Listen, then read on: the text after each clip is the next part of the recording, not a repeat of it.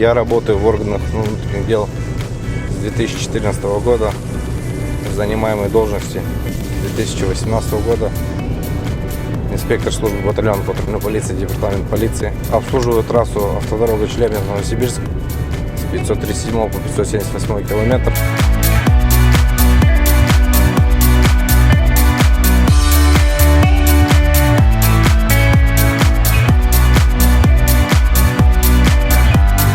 Пользуясь случаем, хочу поздравить всех казахстанцев с Днем единства народов Казахстана. Хочу пожелать дружбы, взаимопонимания и мирного неба над головой.